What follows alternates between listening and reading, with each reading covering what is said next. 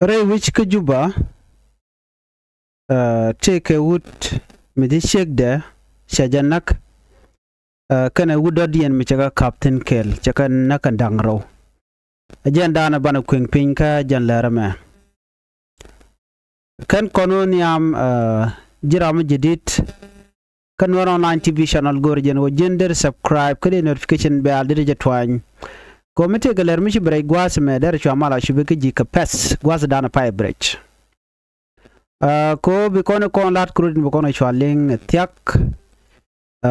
kan odera andere shara badera jatu ping gwas me neme lermi bech ka tot ka gorliang kan ideal biajeling do badan toga je ki ngum shalat anetin kontelaji authority rewi ke juba kire kono la jingone ka kwiwut ka michi shek de kana wut micha ka jekel chekan dangro nak ka chara den che muy ka bot bana jome bana je kweng pin an walle chanka dioka pai wero ron kina dangro wi de dangro wi de dich bana jome bana je linkel ka do badan en chalat ke je ko de konte ka shop loaj kana liang ka ten kon lat ka rodien man ban lingwa seme kwiwud jana mishali Bobby Longar janane ka gwade dane shewut nakana chegde michaga ka pintin kel ene gwade dan jen chala do de jangap ki de janak jan tay dane chalat ke gwade payrek pay tok ko den tere wiki juba shala no chicken nyok murit kana ana wude shalga mo Bobby Longar akoki jen ne ka gwaze da ne che shegde na kana wude mo me che ga jekel karon kin dangro jan dang ri ro chwa jeg der ka tay dan cha gui ke ja wena mo chwa je chu sentence ko jen ba jang ngap ki de jenak jen tay dan chikan lat ke je no en wude me mishal Bobby Longaro akoki jen un millet ran national security officer ngai kon national security national security kanetin kon tin ana kap kare wich ka juba ka wer ke mi kana goro let ken mi jiak mi kana chep ko mi jiak long ke de ken nak bo mi kana jek la luik kana re wi ka juba cher mangai kona wude me mi shiran naka mi shik de naka kan ramadan en la wuden ci toy ke shik de bu kon ngaje no ne me shi consident ko general national security ke juba namo nyo da jagwano men chalat mi la le de ni chiang mi nyo da wojen chenang nat che je ngich nana je ko na me biya ko linga gwa jen te ga dangro ti kan ka dap kan jen she ga dana chenak shega manajen she shitting ta jalat jen she woto cha kana wuda dien ka gwatungwan shuda me shu ngot chu ka ladre tit kada shuwa ko tel mishal ke bedon restaurant rewi ki juba kron kin dangro jen dangro widero karaje dane shalat ka court record wawudu shalke me Bobby Longar akoki wa chu shega mo kala shegde shala Rebecca nyon shegwale tikan ka ga dangro tishikan ka dapkel wan wen mo shuwe ka jen bedon restaurant ka juba re mo tuwa ka pay bakel ronkin dangro jen dangro widaw mi se chubre hotel kamo ka restaurant gwada ndi shek de tin kana jen wuda mo wachu ga jektin kan dangro me che shek da captain kana jen wuda mo shek de chala Rebecca nyon en wena mone shu shek de nakanyam ka shu wuda dan en mantaka ke chu nyoko men naka je lokan dangro che nak within gwada dan en barakatan chwa de fogere wo general national security officer yo okay ngaje jeno general kum majal ka mach but chamai kum che use ko bi yen luk bi akula ngaje nu na me mi chora lat mi shakan dangro shakan nagan gwasa mo shataka meda kel mi jel ka kel one of his friend mi shi atemno jandere wuda me dere ja kapchon gwada danan nakanatin instead of ba meda ba jora ba jeling shu meda chu jeriet tong mach chu meda bar meda na ma wa ken liu chetik ba te ka condition medit manji to gene and when ma changa jeno chirani china security officer mo ko juba chiran che janak ka changda rabor wan gwas money shu de ni shuga ben ke police ni chwaya kaf chwaje yen ka chwaje gno jen ran national security officer ran national security officer mila let kume ka changot chaka kaf ko tede alo chu shigda naka chu gudu mo chu naka lo ngaje mandan leda jalut konum ka ngot so Sudan kai court dan lokanatin ngote cha gorke 2008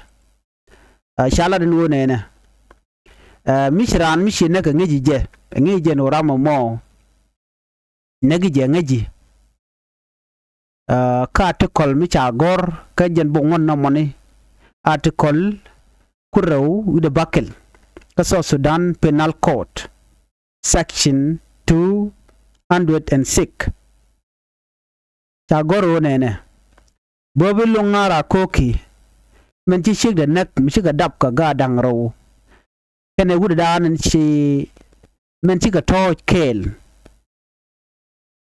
chala do jen de jenak de je sentence kalia ki de jangap jen tai dan sha cha lugo mo cha ya pinga je lo cha fele lo rami mo me ba ngap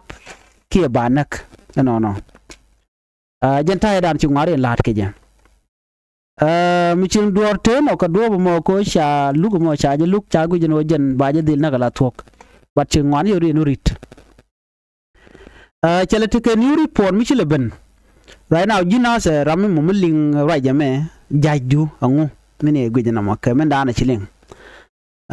but chana menan chalat gwas mi chan jelinkel wal sharje gwada dera national security officer da shiga da yanak man gan ke miteken ka ga dangro no ka cha senten do rami mo mi de nak but ti dor cha George ka jenna gwada da na chat sentence ko de janak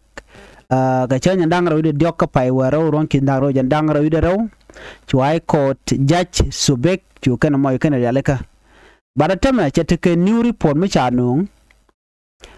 ko kor ron kin dangro de jandangro de dokko la chanya dangro dokka pai wal ro wa cheteke ruling do dien mi chanyo ko mi lelka ano jen gude me chaje benak gude me ba yene je ka pekte ka da kele lo batakatijin wajen batakatijin kai wa palgaje ko jente ka gat nyok jen wa do badanan chai de ngap ko je mi cha do cha nyong mi ger ka je mentama wajen ime dan me le dor elo de je jadalong elo de je jat so ko kuje mo yo men le de chwe yu kuch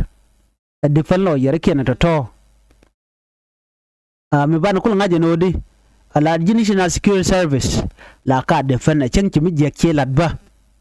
medene di alde ga nak la te ga ne de baju di fana kan chimi lingen men tamen ojen ba yene je e ka pek te ka de ka ngode cha ya pin ramin nak rana ngaje ram pal ga ka by the way rami mo min nak rana kuje ba ramin nak rana ngaje cha ja pal ka la ja na ka ba cikata da na chana che ga na ka je ba te joje gwaro ta ma cha do cha nyo mu kwa je reverse enana ci defenlo yereka ikala do no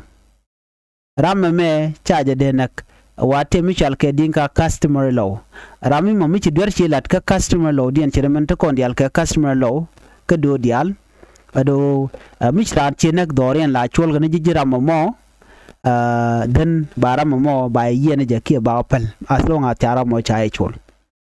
balaji ya gur ka nyogurun dong de je mo kerek de je nak ko mi cha jo jek ane te kon de chiran yen chi nak nan ba goro ba ji nyok mar war ke ji bo chir ta da chilat no a che jojo gwan wo cha wudu me chala do jen rami mo me cha bin ko jen te ka ga dangro lo ba le jaj ni je nyok ban ngai ne me chege naga de ko dan te je no ngum naga je ane wo che toy ke wuda dien ga ke cha ko gwa mi cha ngaje no chi chek cha captain ka chi chek mi je ke jalat ka ji gui jana wen go dara nang na ja ke dara dang na ja ko ram chi mi jagla de dang na ja de no ba lele de no ba na ko she deserve to live cha de nang na ja anyok jen ken de ken ka gat so me ching mi ma chi dang na jen dara we dor mu we tin de ka dak de no be decision be kan karwade be chik be janak ba gat be ka ja ko be ka la ne to mo tel mandien so na mokel anyok gude me gor ka je che mane wut ka me dan e chenak gore jeno be wude dan be jachol bane na mo mi tin tam ala ka customer lo dung jane alo kanara chai de nak kake ko ngai chan na mguj ko mi tam wud me man ka je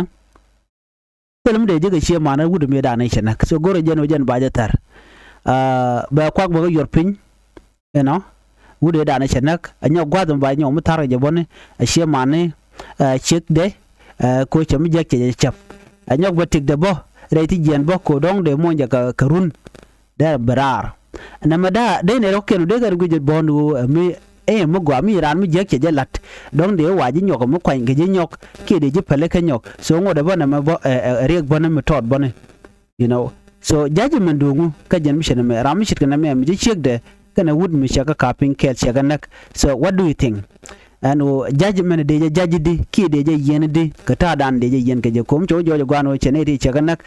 jen check considering consequence me dan la je ko jin mi wo ji tegran we mean that you are ready for anything dan chlat ko wuda me je chik de nak ka che wuda mo che je nak we mean that jen de je di look lung mi be chere manan shalin gwas but ne ko la defano yere ka wa kan de je no cha ga gubi che mane ne to but very important thing gentlemen go be remember ko ram me che der che jalat charan che je nak che chik nak che wud mo che je nak no ka je lela ran kume adwer mu dire long the no wala na customer lo la da karam mo la civilian baram me ran kume mate wedin kume ngaje ngot kume ka no miti ka match bichi mi je kelat kala di ngaje de je punish de so ngaj kana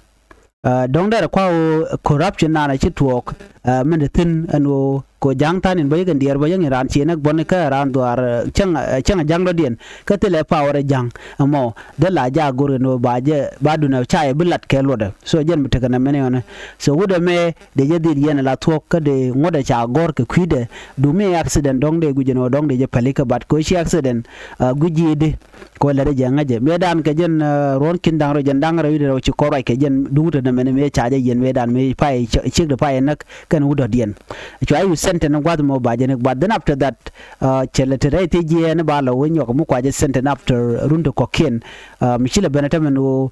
shala wendo na me she chuong ngono ba yene je karun ala ke ba yen ka pek te ga dere te je kala dere dan chalat which mean that anybody dodien mo wuje linga ne me there the same reak bo dere jalat ko ngeje run ba baje pardon ba chaje ba ngap chaje benak ko ngeje no barat la ba ju pel nyok again. So what do you think? Mini larping guasamo ke charu ya teman.